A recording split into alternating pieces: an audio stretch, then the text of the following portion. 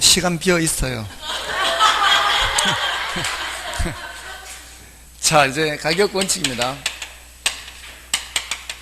자, 가격 원칙에 몇 가지 우선 하라 그랬어요. 3, 2, 3. 세 개 먼저. 무슨 원칙? 균형의 원칙, 적합의 원칙, 변동의 원칙. 이 세 가지를 먼저 하고, 그 다음에 추가적으로 보는 게 기여의 원칙, 대체 원칙, 그 다음에 수익 체증 체감 원칙, 수익 배분의 원칙, 그 다음에 경쟁의 원칙. 요거는 초과이윤이 없으면 설명 못한다 그랬고요. 수익 배분은 생산 요소한테 수익 배분한다 그랬죠. 맞나요? 자, 이제 10번, 11번. 자, 거기서 거기에요. 10, 11, 12, 13, 14가 다 거기서 거기인데 10번을 보겠습니다. 부동산 감정 평가의 부동산 가격 제 원칙에 관한 설명을 틀린 것은 1번에 대체 원칙에서 대체 관계가 성립되기 위해서는 부동산 상호간 또는 부동산과 일반 재화 상호간의 용도, 효용, 가격 등의 동일성 또는 유사성이 있어야 되죠. 예, 봤고요. 그 다음에 2번 균형의 원칙에서 부동산의 유용성이 최고로 발휘되기 위해서는 부동산을 둘러싼 외부 환경과의 균형이 중요하다. 균형의 원칙은 내부 관련 원칙이죠. 지금 외부 환경과의 균형 이러면 속으면 안 돼요. 균형자에 속으면 안 돼. 그 내용을 봐야지 단어에 속으면 안 되는 거죠. 그죠? 그래서 2번 틀렸고요. 다음에 기여의 원칙은 부동산의 구성 요소가 전체에 기여하는 정도가 가장 큰 사용 방법을 선택해야 한다는 점에서 용도 다양성, 병합 분할 가능성 등이 그 성립 근거가 된다. 자, 이건 조금 어려운 표현으로 되어 있죠. 자, 이게 우리가 어떤 부동산을 어떤 용도로 사용해야 되느냐 할 때는 그 부동산 가치 증가에 가장 많이 기여하는 방법으로 써야 되잖아요. 그래서 이와 다 관련되고요. 용도 다양성도 되고 병합 분할 가능성도 관련이 됩니다. 다음에 4번 부동산의 가격도 경쟁에 의해 결정되며 경쟁이 있으므로 초과이윤이 소멸되고 대상 부동산은 그 가격에 적합한 가격을 갖게 되는데 이를 경쟁의 원칙이라고 합니다. 이게 초과이윤은 결국 소멸된다는 거죠. 그 다음에 변동의 원칙은 부동산의 자연적 특성인 영속성과 인문적 특성인 용도 다양성, 위치 가변성을 등을 성립 근거로 한다. 자, 이거는 조금 어렵게 나왔죠. 이게 감정평가에 적용되는 거는 기준 시점, 시점 수정 이런 건데 당연히 영속성과 용도 다양성이 관련됩니다. 왜냐하면은 지금 어떤 뭔가가 변한다는 게 한번 써서 없어져 버리는 물건이라면 굳이 변하는 것을 고려할 필요가 없죠. 효용의 지속 기간이 길기 때문에 이 변동을 고려하는 거고요. 그리고 주변 환경 변화는 위치가 변성도 있고 용도 다양성도 가능합니다. 정답은 2번이었고요. 조금 어려워도요. 지금 정답 지문이 너무 쉬워요. 그 다음에 11번은 이제 여러분이 봐주시고요. 자, 넘어가시면은 12번, 13번 다 지금 같은 내용입니다. 거의 같은 내용인데 다만 12번에서는 이제 5번 지문 요거만 좀 체크해 보세요. 5번 지문은 예측 및 변동의 원칙이 있죠. 자, 요거는 부동산의 현재보다 장래 활용 및 변화 가능성을 고려한다는 점에서 수익환원법의 토대가 될 수 있죠. 그러니까 예측은 이제 미래를 예측하는 거니까 요거는 수익 방식에서 주로 적용되는 겁니다. 요 정도 추가로 나머지는 다 거기서 거기에요. 넘어가시고요. 넘어가셔서 지금 다 비슷한 문제들이기 때문에 여러분들이 확인해 보시기 바랍니다. 14번을 볼까요? 14번. 넘어가시면은 이런 식으로도 이제 몇 번 언급이 됐는데요. 다음 부동산 현상 및 부동산 활동을 설명하는 감정평가 이론상 부동산 가격 원칙을 순서대로 나열한 것은 복도의 천정 높이를 과대계량, 자, 과대, 이런 말 나왔죠. 과대, 과소, 이거 뭐예요? 과대도 문제고 과소도 문제죠. 균형이 안 맞는 거죠. 여기선 무슨 원칙과 관련돼요. 균형의 원칙. 자, 무슨 감가? 기능적 감가. 이렇게 연결하면 되고요. 다음에 판매시설 입점 부지 선택을 위해 후보 지역 분석을 통해서 표준적 사용을 확인한대요. 이건 지역 분석에서 나온 얘기잖아요. 지역 분석을 한다는 거는 그거는 내부가 아니고 외부로 가야 되죠. 부동산 외부로. 그건 뭐겠어요? 예, 적합의 원칙. 근데 그건 뭐 지금 균형의 원칙만 알면 답은 나오네요. 첫 번째 균형의 원칙이 그 밑에 1, 2, 3, 4, 5 중에 1번밖에 없네요. 그죠? 순서대로 나열한 거니까 그 1번밖에 없는데. 그러니까 지금 후보 지역 분석, 이거 지역 분석, 개별 분석 할 때도 했잖아요. 지역 분석, 개별 분석 할 때 이거 전체 분석, 부분 분석, 표준적 이용, 최유효 이용, 가격 수준, 가격, 선행 분석, 후행 분석, 거시 분석, 미시 분석 하면서 적합의 원칙과 관련된다면 얘는 균형의 원칙과 관련되고, 이게 경제적 감가와 관련된다면 이쪽은 기능적 감가와 관련했잖아요. 여기 지역 분석, 개별 분석에도 했어요. 이거 기억은 안 나시겠지만 저편 어딘가에 있을 거예요. 저편 어딘가에 했어요. 저편 어딘가 기본서 보면 다 있을 거예요. 기본서 보면 표시되어 있어. 확인해 볼까요? 있죠? 몇 페이지예요? 447페이지에 다 돼 있어요. 다 돼 있어요.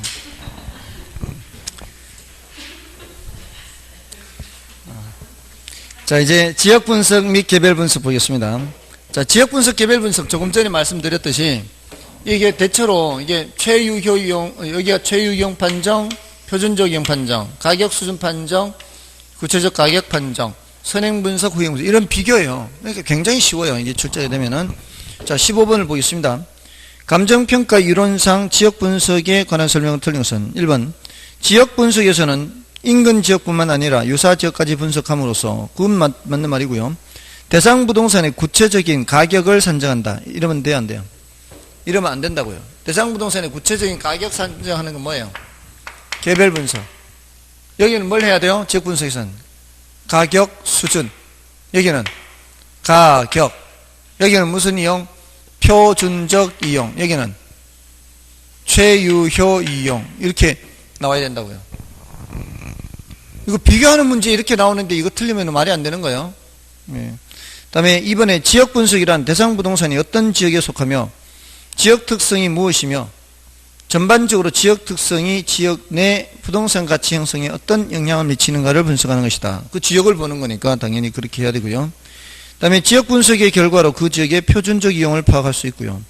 지역 분석은 당의 지역을 전체적이고 거시적인 차원에서 분석하고요. 지역 분석은 개별 분석보다 선행하는 것이 일반적이에요.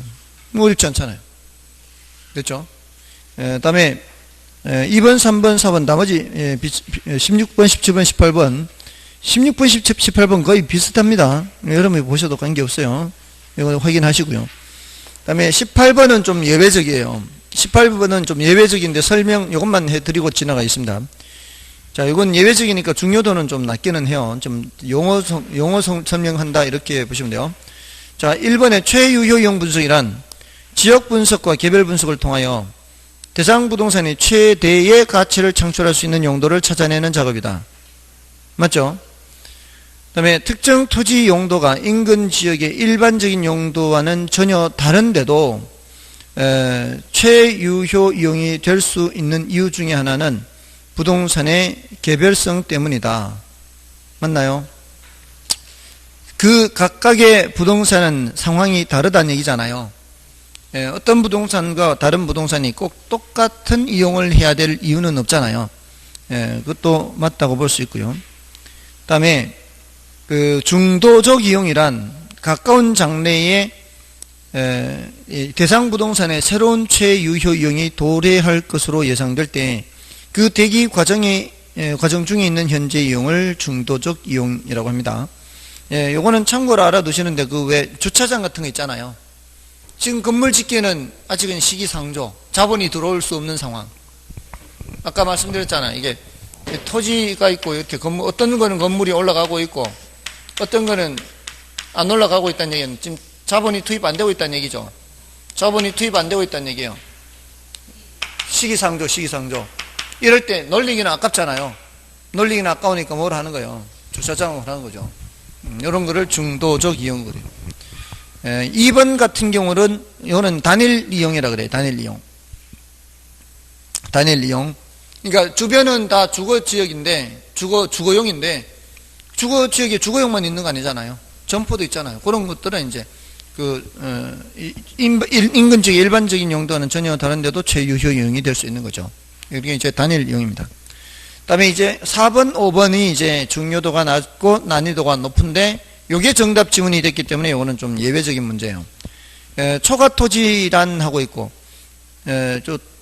초과토지란 현존 지상 개량물에 필요한 적정 면적 이상의 토지를 말하며 건부지와 다른 용도로 분리되어 독립적으로 사용될 수 없다가 아니고요. 사용될 수 있는 걸 초과토지라 그래요.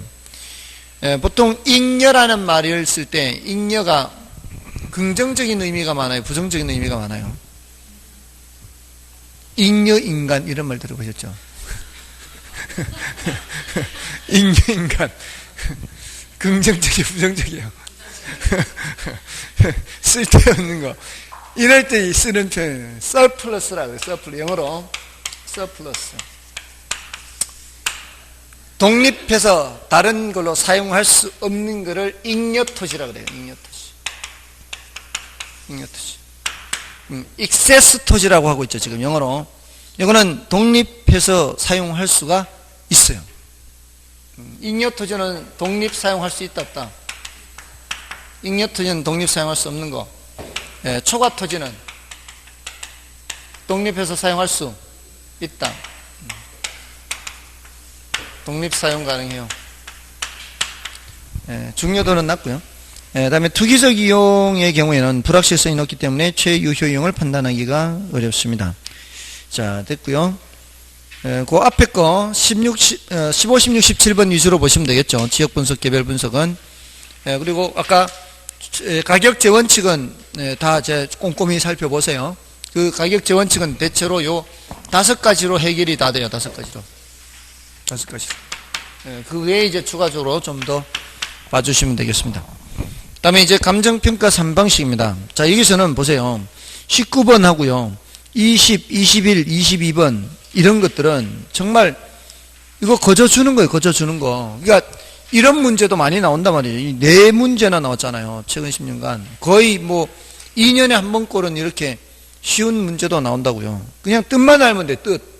복잡한 이론이 아니라. 그래서 1번부터 보면 그나마 1번이 어려운 거죠. 그나마 1번이 어려운 거예요. 자, 용어정의입니다. 용어정의 1번, 19번. 첫 번째 나오는 거. 그 원가법은 대상 물건의 재조달 원가에 감가 수정을 하여 대상 물건의 가액을 산정하는 감정평가 방법을 말한다. 자, 오늘 했잖아요. 재조달 원가에 감가 수정을 하여 가액을 산정하는 거. 맞죠? 만약 이게 맞다는 걸 지금 파악을 못한다는 게 이게 문제가 심각한 거예요. 그 다음에 2번 수익환원법 나왔죠. 수익환원법은 대상 물건이 장래 산출할 것으로 기대되는 순수익이나 미래 현금 흐름을 환원하거나 할인하여 대상 물건의 가액을 산정하는 감정평가 방법을 말한다. 맞죠, 이것도? 그 다음에 3번 시장가치 나왔네요.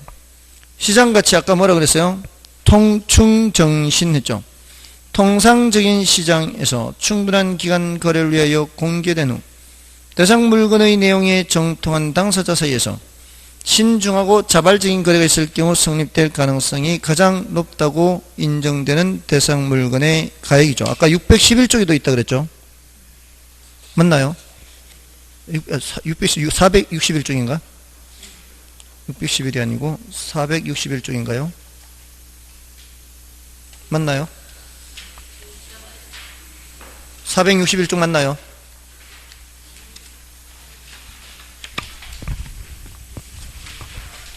(461쪽) 맞죠? 461쪽이 52번이에요. 그러니까 461쪽 52번에 1번 지문에 있잖아요. 417쪽에 19번에 3번 지문에도 있고요. 다음에 4번에 적산법 나왔네요. 적산법은 아까 뭐라고 해드렸었는가 하면 공식만 적어드렸죠. 적산법은 적산 임료를 계산하는 거고요.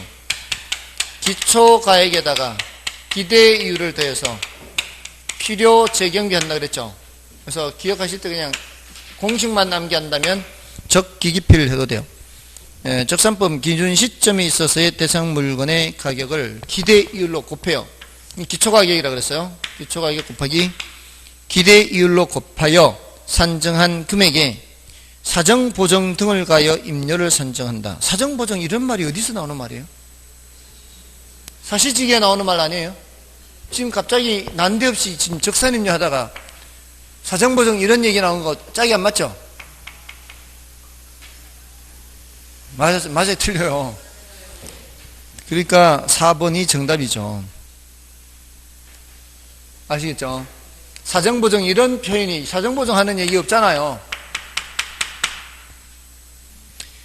다음에 거래사례 비교법은 대상 물건과 가치 형성 요인이 같거나 비슷한 물건의 거래사례와 비교하여 거래사례 비교 대상 부동산의 비준가액은 이 말이에요. 사례를 선정한 후에 여기에다가 사시지게 하잖아요. 거래사례 비교법이란 대상 물건과 가치 형성 요인이 같거나 비슷한 물건의 거래사례와 비교하여 대상 물건의 현황에 맞게 사정보정, 시점 수정, 가치 형성 요인 비교. 가치 형성 요인이 뭐예요? 형이름 일치계, 지역 요인 비교, 개별 요인 비교 등의 과정을 거쳐 대상 물건의 가액을 선정하는 감정평가 방법을 말한다.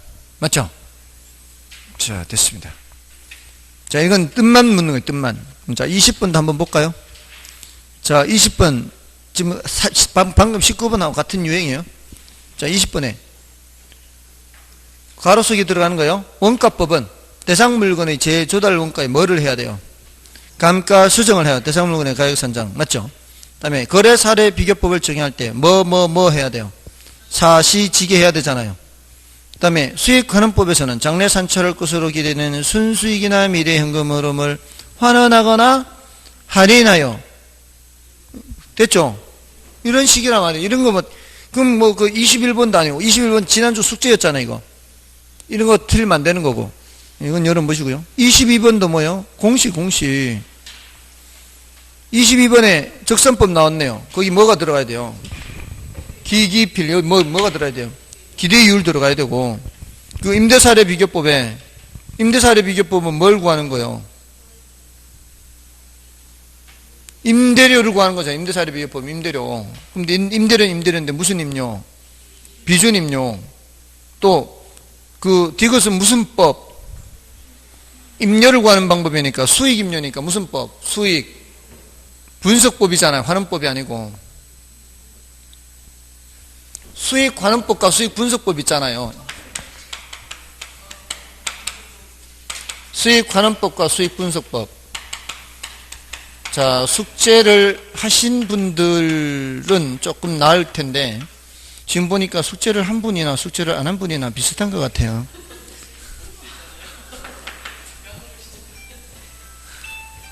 이거 임대료고 하는 거잖아요. 이거 수익분석법. 맞죠? 그러니까 그 표만 알아도 맞출 수 있는 문제가 이렇게 나오는데 이거를 안 하면 이거는 정말 정말 취미로 공부하겠다는 얘기예요, 이거. 지금 19번, 20번, 21번, 22번은 그 용어만 알아도 된다 이 말이에요. 이런 거는 나오면 틀리면 안 된다고요. 이런 거 틀리고 어려워서 틀리고 계산이라 틀리고 뭘로 할까 뭘로. 자, 이제 23번 시산가액 조정 봅시다. 시산가액 23번 시산가액의 조정에 관한 설명으로 옳은 것은 부동산 가격은 삼면 등가성의 원리로 인해 어느 방식으로 평가하여도 가격이 동일하기 때문에 조정 작업이 필요 없다. 그럴까요? 아니죠. 말도 안 되죠. 예, 틀렸고요. 시산가액의 조정은 감정평가 3방식에 의해 산출한 시산가액을 평균하는 것만을 말한다. 산수 평균하면 안 된다 그랬죠. 예, 가중치를 달려야 돼요. 3번은 시산가액 조정은 평가 시 사용된 자료의 양, 정확성 및 적절성 등을 고려하여 각각의 방법에 가중치를 두어 가격을 결정하는 것이다. 이렇게 해야 된다. 이렇게. 그 다음에 4번은 세 가지 평가 방식을 적용하여 각각 산출한 가격이 대상 부동산의 최종 평가 가격이다. 시산가액을 말하는 거죠. 이거는 시산가액이요. 최종 평가 가격은 시산가액 조정 후에 나온 것이 최종 평가 가격이에요. 그 다음에 5번은 중요도가 낮습니다. 참고로 보는 건데요. 시산가액 조정에 사용된 확인 자료는 거래 사례, 임대 사례, 수익 사례 이렇게 있잖아요. 이거는 사례 자료를 말해요. 사례 자료.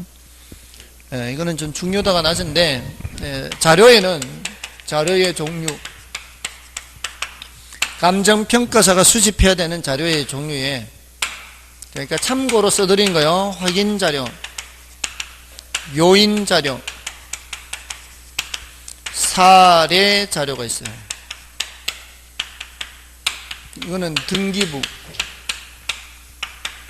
토지대장, 건축물관리대장. 뭔 뜻인지 아시겠죠? 토지이용계획 확인서, 각종 공적 장부들 있죠? 아시겠죠? 여기다 이제 그런 공적 장부 이런 걸 확인하는 거야. 자, 사례 자료는 거기 우리 교재에 있는 거예요. 사례 자료는 교재에 뭐 임대 사례 또는 뭐 거래 사례 또는 뭐 건축 사례, 뭐 수익 사례 뭐 이런 사례 자료. 요인 자료가 뭐냐? 요인 하면 무슨 요인? 지역 요인, 개별 요인 있잖아요. 가치 형성 요인, 일치계 할 때 그 지역 요인 자료, 또 개별 요인 자료, 이런 게 요인 자료예요. 됐나요? 참고로 알아주세요. 그래서 감정평가사 공부하는 사람들은 화교사 그래요. 화교사. 전부 다 앞글자 따세요. 왜냐하면 워낙 해야 될 게 많으니까. 확인 자료, 요인 자료, 사례 자료. 확인 자료는 각종 등기부 같은 거, 공적 장부. 요인 자료. 요인은 이제 지역 요인, 개별 요인. 사례 자료, 각종 이제 사례. 됐나요? 참고입니다. 우리 수준에서는 이런 것이 정답 지문으로 나오기는 어렵다 이 말이죠. 자, 넘어가시면 24번. 시산가액 조정을 통해 구한 감정평가액을 묻고 있죠. 예?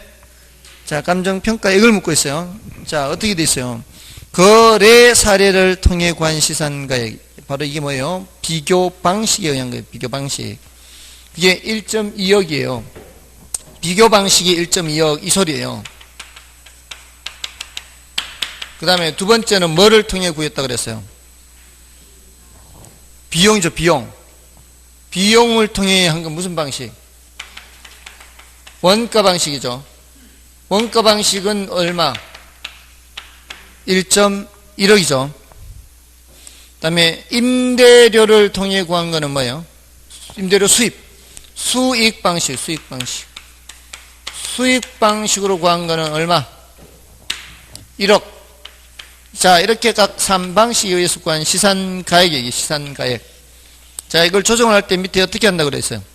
조정 방법은 가중치를 부여하는 방법 해놓고, 가중치는 원가 방식에는 20%, 여기 곱하기 0.2 하라는 얘기고, 비교 방식에는 곱하기 0.5 하라는 얘기고, 수익 방식에는 0.3을 곱하라는 얘기예요. 이렇게 해서 다 어떻게 하는 거예요? 더하기 하는 거예요.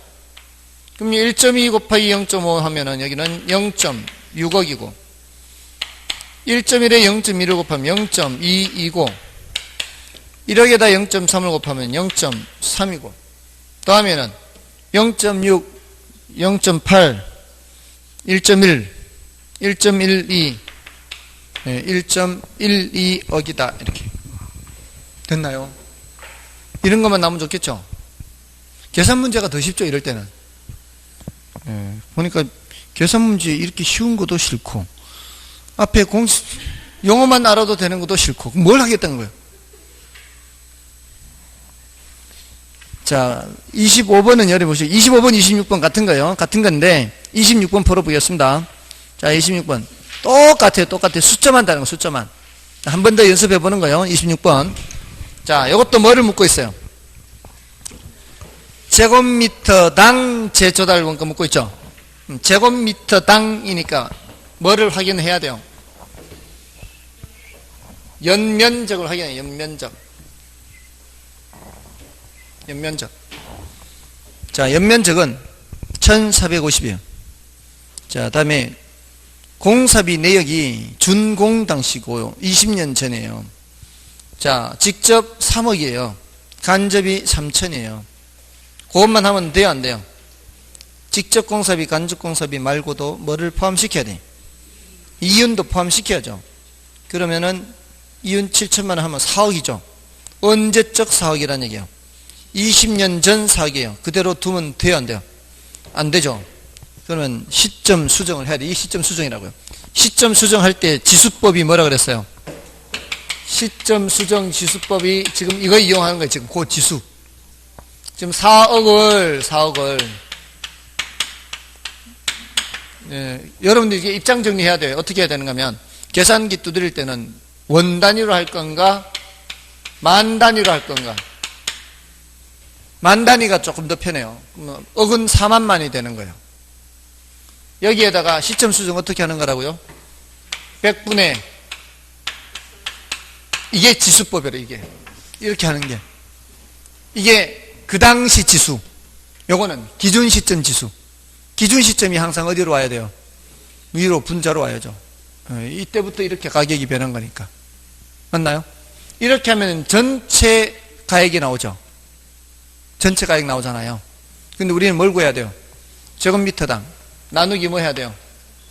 1450이죠. 나누기 1450은 곱하기 1450분의 1과 같죠? 자, 요것도 팁이에요, 팁. 145 배열 순서가 같죠? 145 배열 순서가 같으면은 이건 그대로 약분이 돼요. 이거 찾으면 돼요, 이거. 계산 안 해도 거기 4 외에 다른 군더더기가 달려있으면 돼요, 안 돼요? 안 돼요. 그게 뭐예요? 4번이에요, 4번. 우리 시험이 다 이런 시험이에요. 보세요. 123만 5678 나누기 12.35678 하면 몇일까요? 배열 순서가 같죠? 배열 순서가 같고 요거는 10의 자리죠. 그럼 10 생각하면 되고요. 얘는 100만 자리잖아요.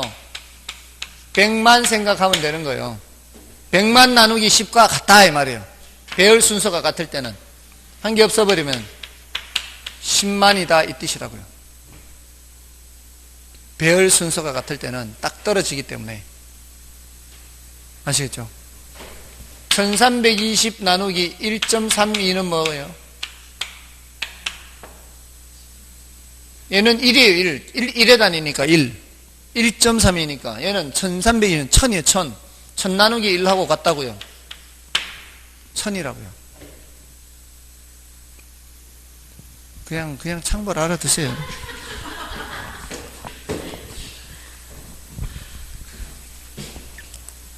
앞으로 더 알려드릴게요. 배열 순서가 같을 때는 그렇게 합니다. 자, 넘어가십시오. 자, 넘어가시고.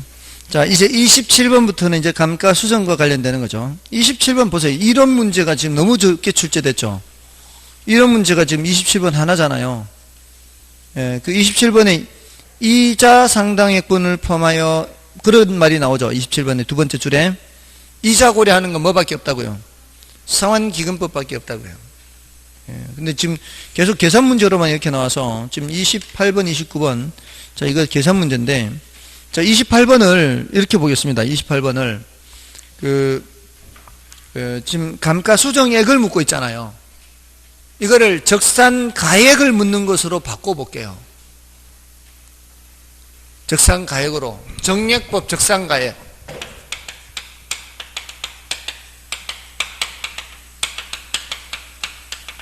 이렇게 정리요법 적산가액을 물으면 재조달 원가에서 뭐를 빼야 되는데 감가 수정액을 빼야 되잖아요. 그죠? 근데 이걸 계산을 해야 될 거 아니에요. 재조달 원가를 계산하고. 그럼 재조달 원가가 뭐예요? 재조달 원가는 이 문제에서는 따로 계산할 필요가 없이 문제에서 알려줬어요. 굉장히 간단한 문제예요. 여기 2억을 알려줬으니까 나는 뭐만 계산하면 돼요? 감가 수정액만 계산하면 되죠. 이 감가 수정 계산할 때 매년 감가액을 계산하는 게 키포인트라 그랬죠. 맞나요? 자, 근데 보세요. 자, 이거를 재조달 원가를 100%라고 볼게요. 이걸 100%. 이걸 2억을 100%라고 볼게요. 예? 이제 여기에다가 2억만 곱하면 되는 거예요. 그러면 재조달 원가 나오는 거니까. 근데 이게 내용연수 만료시 몇 프로 남는다 그랬어요? 10% 남는다 그랬죠. 그럼 몇 프로를 감가해야 돼요? 총 90%를 감가해야 되죠. 맞나요? 총 90%를 몇 등분 해야 돼요? 50등분 해야 되죠. 요 놈을 50등분 해야 돼요. 그럼 1년에 몇 퍼센트 감가되는지 나오죠. 이런 게 몇 년 지났어요? 5년 지났죠. 맞나요? 그럼 여기에다가 곱하기 5 하면 되죠. 맞나요? 그거를 요 5개를 빼야 되잖아요. 어디에서 빼야 돼요? 100%에서 빼야 되죠. 그러면은 퍼센트로 나타나잖아요. 우리 지금 계속 퍼센트로만 했죠. 근데 우리는 금액으로 나타내야 되니까 다 한 후에 2억을 곱하면 돼요. 다 한 후에. 자, 그럼 지금 어떤 과정을 거쳤는가 하면 1 빼기 1이 100%예요. 여기서 빼는 거예요. 빼는 게 요만큼 빼야 될 거 아니에요. 5칸. 5칸 빼야 될 거 아니에요. 그 어떻게 빼는가 하면은 얼마를 몇 등분 했어요? 얼마를 몇 등분 했어요? 90%를 50등분 했잖아요. 여기에 대한 대답을 하라고요. 얼마를 몇 등분 했어요? 90%를 남는 거 고려해서 남는 게 10%면 90% 몇 등분 하는 거고 남는 게 20%면 80% 몇 등분 하는 거고 남는 게 0%면 100% 다 몇 등분 하는 거예요. 얼마를 몇 등분 했다? 90%를 50등분 했죠. 몇 년 경과했어요? 5년 경과. 몇 년 경과했느냐? 요거 본 거예요. 이렇게 하면 전부 다 뭐로 나타나는가 하면 퍼센트로 나타나는 거라고요. 여기에다가 마지막에 뭘 곱하면 돼요? 재조달 원가를 곱하면 돼요. 자, 그래서 정액법 계산 문제는 얼마를 몇 등분 했어요? 몇 년 경과했어요? 이거 빨리 찾으면 돼요. 자, 그럼 보세요. 1 빼기 얼마를 몇 등분 했어요? 얼마? 0.9를 몇 등분 했어요? 50등분 했어요. 몇 년 지났어요? 5년 지났어요. 나중에 2억 곱하면 된다고요. 됐습니까? 100%에서 뺀 퍼센트로 나타낸 거예요. 이게 100%에서 이제 1년에 이게 1.8% 나오거든요. 1년에 1.8% 나와요. 50%를 90% 50등분 하면 이런 게 몇 칸 지났어요? 5칸. 그럼 몇 프로예요? 9%예요. 9%. 100%에서 9%를 뺀다 이 말이에요. 이 100%에서 0.09 나옵니다. 이게 0.09. 맞나요?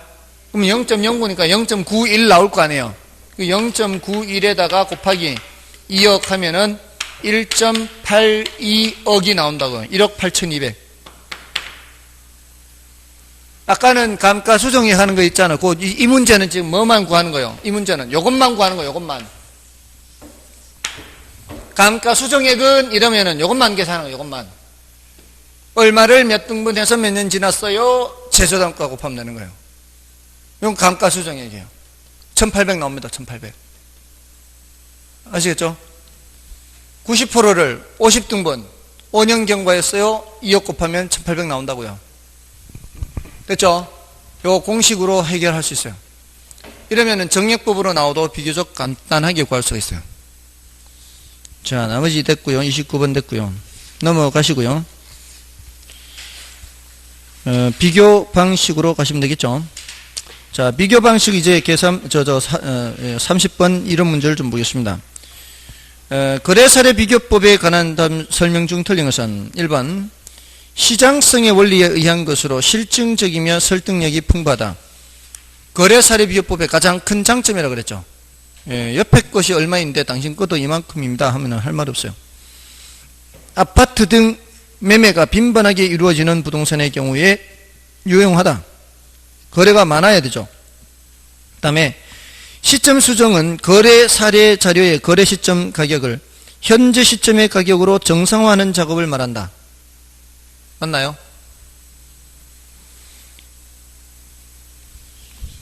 기준 시점이라 해야 돼. 기준 시점 이거 조심해야 돼요. 현재 시점, 준공 당시, 신축 시점 이런 말 안 됩니다. 기준 시점이에요. 중요하다 그랬죠 이거. 그 다음에 사례 자료는 기준 시점이 가까울수록 유용하고요. 부동산 시장이 불안전하거나 투기적 요인이 있는 경우에는 거래 사례 신뢰성이 문제가 될 수 있어요. 지나치고 호황불황하는 경우가 있으니까. 다음에 이제 넘어가셔서 32번은 이제 사정 보정치를 구하는 거거든요. 그 사정 보정치를 구할 때, 자, 이제 32번은 이제 방법만 알려드릴게요. 풀기는 어렵으시고, 제가 33번을 풀어드릴게요. 자, 사정 보정치, 아까 지역요인 비교치, 개별요인 비교치, 자, 이런 보정치를 구할 때, 사례 분해, 대상, 이렇게 한다 그랬죠. 이게 원칙이에요. 그럼 사례가 어떠어떠하다, 그러면 사례 숫자 바꿔야 되고, 대상이 어떠어떠하다 그러면은 대상 숫자를 바꿔야 되는데 지금 여기 문제를 읽어보면은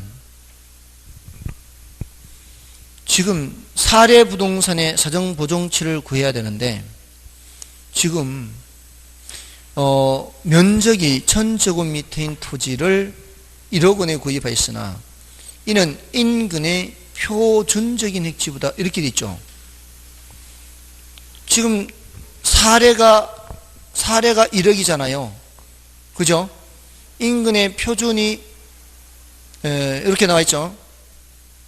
자, 이럴 때 이 대상 지금 이 사례 부동산이 지금 1억에 거래된 게 비싸게 거래됐는지 싸게 거래됐는지 이걸 살펴보라는 거잖아요. 인근의 표준적인 획지보다 고가로 거래됐대요. 고가로. 근데 표준적인 획지는 얼마예요? 8만 원이잖아요. 근데 이게 1000제곱미터에 1억이잖아요. 근데 밑에는 제곱미터당 8만 원이잖아요. 그러면 이거를 단위를 통일시켜야 비교할 수가 있잖아요. 그럼 1억 원이 1000제곱미터에 1억이니까 1000제곱미터에 1억 원이니까 제곱미터당은 얼마예요? 10만 원이죠. 제곱미터당은 10만 원이에요. 근데 표준적인 거는 얼마인데? 표준적인 건 8만 원인데 얘가 지금 너무 비싸게 거래된 거 아니에요. 그럼 이걸 정상화시키면 이렇게 돼야 될 거 아니에요. 정상화시키려면 이렇게 돼야 될 거 아니에요. 그럼 여기다가 뭐를 곱해야 돼요? 곱하기 0.8을 곱해야 될 거 아니에요. 그래야 얘가 될 거 아니에요. 정상화시키려면 그 0.8이 바로 뭐예요? 바로 사정 보정치란 말이에요. 이렇게 정상화시켜서 이렇게 돼야 되니까. 그래서 4번이 되는 거고요. 원칙은 다 사례분의 대상인데 이렇게 사례분의 대상이라는 말이 없거나 이렇게 안 나올 때가 있어요. 안 나올 때는 이걸 이런 식으로 푸는 수밖에 없는 거예요. 이게 정상이고 누가 정상인지를 보는 거예요. 얘가 정상이잖아요. 정상화시키려면은 곱하기 0.8을 해야 되니까. 자, 33번을 보세요. 다음 가로에 들어갈 숫자로 알맞은 것은 원가법 적용 시 경제적 내용 연수는 30년, 최종 잔가율은 10%, 정액법으로 감가하라고 돼 있죠. 조금 전에 얼마를 몇 등분 몇 년 경과 이렇게 한다 그랬잖아요. 자, 그러면 여기에 최종 잔가율이 10%가 있다는 얘기는 얼마를에 해당하는 게 몇 프로라는 얘기예요? 90%를 이잖아요. 그럼 몇 등분 해야 돼요? 30등분 하는 거죠. 그럼 1년에 3%, 그럼 제조달 원가 대비 매년 감가액 비율은 3% 이렇게 되는 거고. 자, 이제 거래 사례 비교법 적용 시 거래 사례가 누구가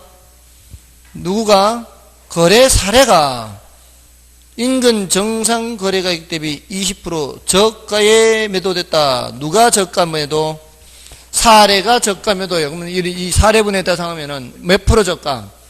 20% 저가. 그럼 사례 숫자를 20% 낮춰야죠. 그럼 몇 분의 몇? 80분의 100 이렇게 하죠. 80분의 100은 뭐하고 같아요? 1.25와 같은 거죠. 됐습니까? 원칙이 뭐라고요? 사례분의 대상 원칙, 사례분의 대상. 자, 넘어가셔서, 자, 34번 됐고요. 34번 됐고, 35번을 풀어보면 되죠. 35번. 자, 35번에 이제 종합적 비교법이 나옵니다. 종합적 비교법이. 35번에 다음 자료를 이용하여 대상 부동산의 비중 가격을 구하면 대상 부동산은 면적이 900제곱미터이며 사례 부동산보다 개별 요인이 10% 우세요. 자, 대상에 대해서 적어요. 대상이 900제곱미터이며 누가 우세요? 대상이 우세잖아요. 대상이. 그러면은 몇 분의 몇? 100분의 110 이렇게 될 거 아니에요. 대상이 우세니까. 개별 요인이 이런 거 아니에요. 개별 요인이. 얘는 면적이고. 맞나요? 자, 두 번째 문장. 사례 부동산은 면적이 1000이고 기준 시점 1년 전에 2억 원에 거래됐어요. 언제 거래됐어요? 2억에 거래했는데 2억에 1100제곱미터이고 면적이 1000제곱미터이고 이 1년 전이죠. 1년 전에 2억이에요. 그럼 1년 전 2억을 그대로 두면 안 되는 거예요. 지금 시점 수정을 해야 되는 거죠. 시점 수정치를 계산해야 돼요. 자, 연간 지가상승률은 5%이다. 다른 거는 없어요, 이제. 지가상승률이 5%니까 1.05가 바로 나와야 돼요. 5%는 이제 1.05 바로 나와야 돼요. 자, 조금 전에 이거 대상 부동산이 사례 부동산보다 개별 요인이 10% 우세했죠. 여기가 바로 종합적 비교법이라고. 여기 평점 항목을 안 나눴잖아요. 그 위에 문제는 항목을 나눴잖아요. 그 위에 문제는 항목을 나눴는데 맞잖아요. 35번은 항목을 나눴지만 지금 여기 36번에 요 개별 요인 할 때는 그냥 10% 우세했잖아요. 이게 무슨 법? 종합적 비교법. 자, 그럼 이제 곱하기만 하면 돼요. 면적은 다르니까 이제 면적 비교해야 되죠. 자, 2억 곱하기 2억의 거래 사례 가격 곱하기 사정 보정은 없으니까 생각하지 말고요. 시점 수정은 요거 1.05 하면 되는 거고. 맞나요? 사정 보정 할 필요 없잖아요. 시점 수정 했죠. 지역 요인 비교. 지역이 얘기가 없잖아요, 지금. 그러면 개별 요인 1.1 100분의 110. 그다음에 마지막에 면적 비교.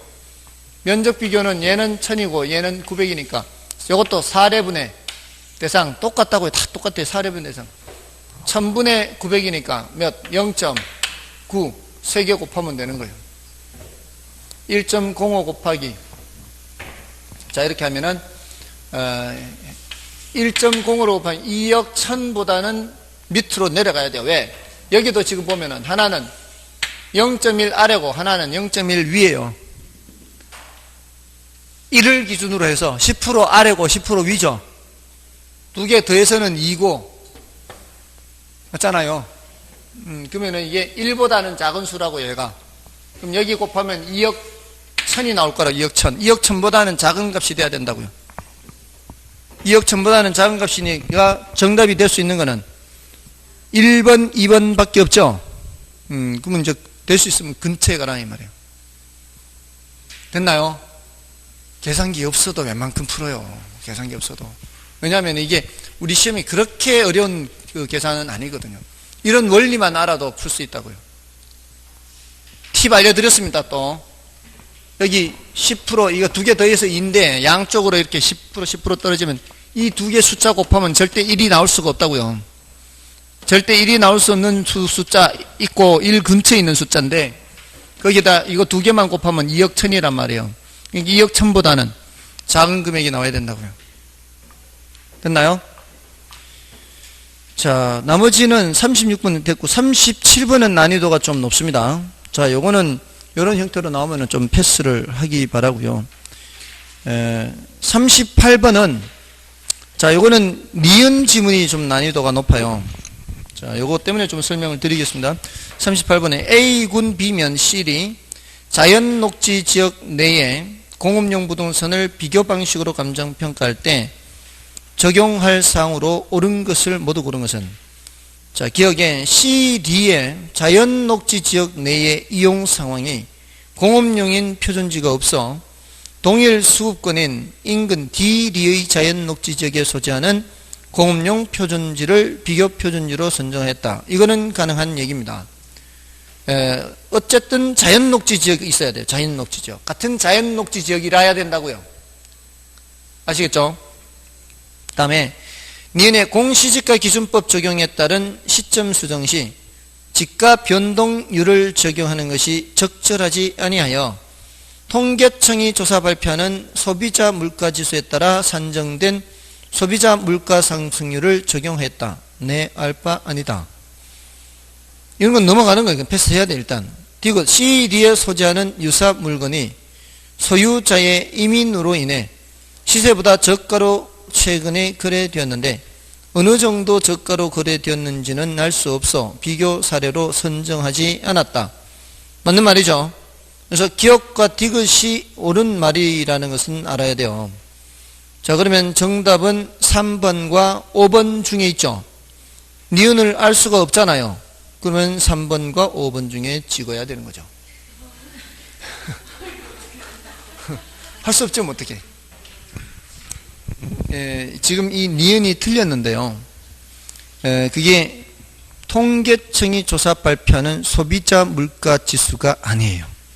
근데 이런 것까지 우리 공인중개사 시험에 질문하면은 이거는 반칙이죠. 이거는 감정평가사 시험에나 나와야 될 내용이에요. 그럼 뭘 해야 되느냐면은 한국은행이 조사 발표하는 생산자 물가 지수에 따라 해야 돼요. 자, 보세요. 통계청과 한국은행 차이는, 통계청은 우리 정부잖아요. 정부 이 바로 직속기관이에요. 한국은행은 독립된 기관이에요. 자, 우리 생활인들의 소비자 물가지수와 굉장히 밀접한 관련이 있어요. 통계청에서는. 근데 토지라는 게 소비재에 가까워요? 생산재에 가까워요? 토지는 생산재에 가까운 거예요. 그래서 소비자 물가지수를 적용하는 게 아니라 생산자 물가지수를 적용한다고요. 근데 그건 어디서 계산한다고요? 한국은행에서 한다고요. 됐나요? 좀 쉬겠습니다.